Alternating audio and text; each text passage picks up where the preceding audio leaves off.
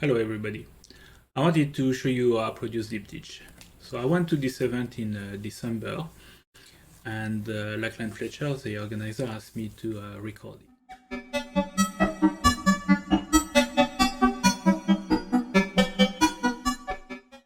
So I went this event in December. It was organized by Lachlan Fletcher, one of the performers, and he asked me if I could record the event. So I separated in two parts depending on the performers. I brought my Insta360 OneX camera, which is a 360 video, and I placed it here, in this case just in front of the performers. There's some visual artists also that are displaying their video on the walls. I added lights so I could have a well definition on the performance. The Insta360 camera is very nice, but in low light condition it's always a little bit more difficult. So any light you can bring is helpful. From the Insta360 camera, I processed the video to create a equirectangular video that I imported into Final Cut Pro. I had also a zoom recorder where I recorded the audio. So there's an external mic that's recorded in stereo, and then I recorded 2 channels directly from the mixer. Each performer had their own channels. So the first thing that you do in Final Cut Pro is that you ensure that all your audio is synchronized with the video. So this is my video and this is my audio tracks. Alright, for doing that you select all your audio with the corresponding video, and here in clip you make sure that you synchronize. So that creates a new clip. This new clip is this one, and if I double click on it, then I can see that each of my audio track has been synchronized. Alright, so that follows exactly the same signal. You can see on the Insta360 the audio was a little bit clipping, but if on the same valley and the same transient, so that's perfect and synchronized. All right. The thing that I do here is that I ensure that each of the audio channel has got its own role. So that's very important. When you are doing that, is that you want each of the channel to be separated in its own audio role. So when I've done that, I can go back and place my video into my project and then do standard video. I'm not doing anything with the audio file. I just have them there at the right place, location. Here in this video, all the audio file will play together. Don't worry about that at this moment. I want them to leave them here. I'm going to process the audio in Logic Pro. Remember also what I say is that each audio track needs to be in its own role. This is important because they will be separated like this. Once you have done your video and then you are happy that this is a video that you want to upload to YouTube, then you need to export it. So the first step here is you're going to export the video. So the first step is you export the video only. Alright, exporting the video only. So you will have a file which is exactly the length of your project and video. Once you've done that, then you come back to here and you're going to export the audio only. In the role here, then you choose audio as separate file. So you will have one file for each of the audio. And they will be exactly all of them the same length as the project. So that allows you to place them in sync with your video in another editor. The other part that you need to do is don't forget to export your XML file. That will be the way to link the two with Logic Pro. So I summarize again. You process your 360 video. You synchronize all your audio file together with your video. You place it in a project. You create the video that you would like it to be produced. You apply some filters. You make sure that the focus is on the right place. One important part for doing the Ambisonic audio, make sure that the center of where you want to place your audio is also on the center of the video. That will be a little bit easier. When you've done that, export each of the individual files, the XML file, and you are ready to move into Logic Pro to create the Ambisonic.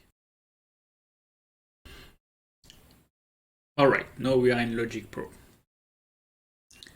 So what I did is that I first imported the XML file. What did it do is that it separated all the audio tracks and then placed them on my timeline here in Logic Pro, which one in its individual channel.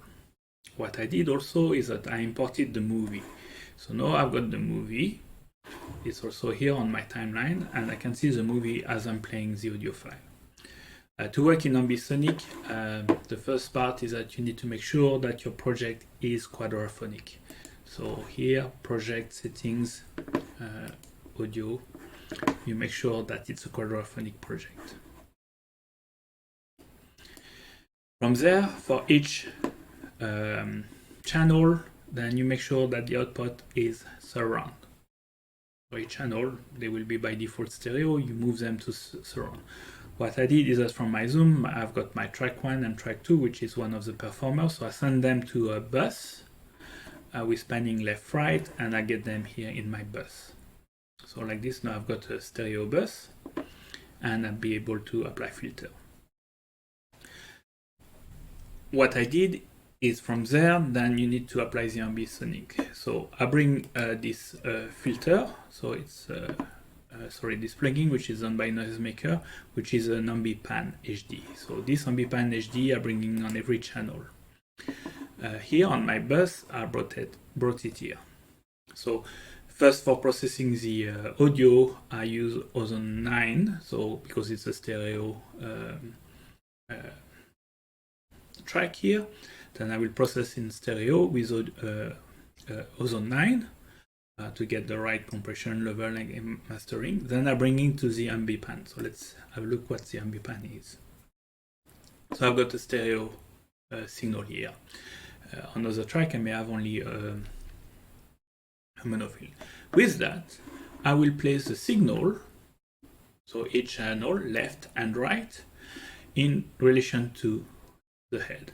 So what I did is that you see when I started, now I get a grid here on the video. And with this grid, then it allows me to locate where I'm placing the signal. So here, in this case, you've got, put it at a distance of 1.5 meter, elevation -14, so it's slightly lower down. And you can see it's here. So I need to move to where the video is so that you can see exactly, as I'm working on this track, you can see exactly here on the video where these two signals will be placed. And you can see the sound source is placed on one of the performer. Here is a Tanuki Spider Cat, and the other one is on Dog Liner. So it's roughly at the place where the instruments are. The other point are all my other audio signal in previously. From there, then I can check if everything is okay on my master track. I place this plugin, which is the AmbiHead. So it's done converting your Ambisonic. So the AmbiBund is taking your stereo channel or mono channel and convert it into an Ambisonic, so 4 channel in an Ambisonic format. They get all mixed with my mixer here. And then with this utility, I'm able to convert them into a 2 channel, like if I was listening with the head. And that allows me to rotate the head so I can feel what would happen if I would change my position of view on my 360 video. Right, the 360 video is not there. Once you've done that, so I also use some of the ambient audio to bring a little bit the crowd and down the crowd, so play like normally with the track. And here it's all at the timing of my video. Right, when you've done that and you're happy with the sound result, what you need to do is to bounce the result. So the first thing is when you are going to bounce, if you leave the AmbiHead, then you are going to bounce in stereo over a 4 track. this is not what you want. So the first thing is that you disable the AmbiBundleHD, and now you can bounce. So when you bounce, you are going to do a surround bounce. And what it does is that it exports the 4-track Ambisonic. So it's not quadraphonic, it's not 4-sound, it's really the Ambisonic. The first channel of Ambisonic is an ambient channel, and the 3 others are more location-based. So don't consider it as like 4 speakers in a room. And this is the first order. Final Cut Pro doesn't have more than 8 channels that he can output on the bus, and for second order you need 9 channels, so we are missing 1. So we can't go second order. Anyhow, Facebook, that's second order, YouTube is still 1 order channel, so that's fine for exporting to YouTube. I bounce all that.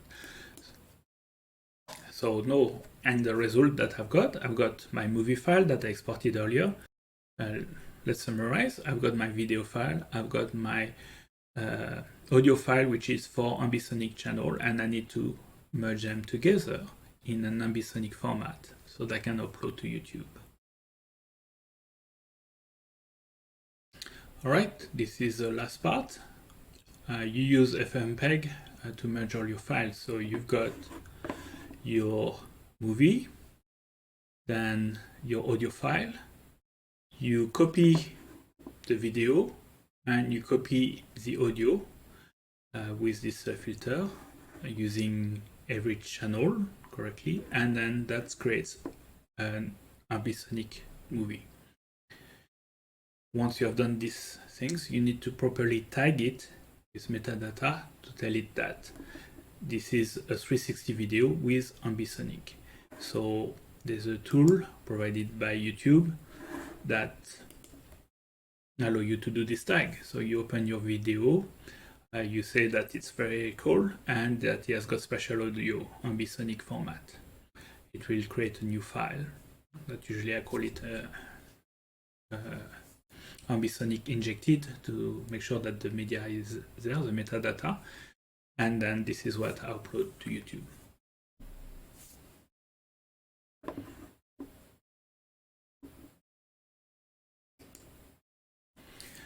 So I hope that this tutorial is useful to you to understand how I did the production of Diptychs Part 2 and Part 1 in Ambisonic format and upload it to YouTube. If you want to know more, I made a video also on producing Ambisonic format. Please have a look at it, and I've got a playlist where you can see all the 360 videos that I've got Ambisonic audio in them. Thank you very much for watching. Don't forget to subscribe, this is very useful for me. So don't forget, click on the subscribe button and add the bell also if you want to be alerted of new videos that I upload. Thank you very much for watching and listening.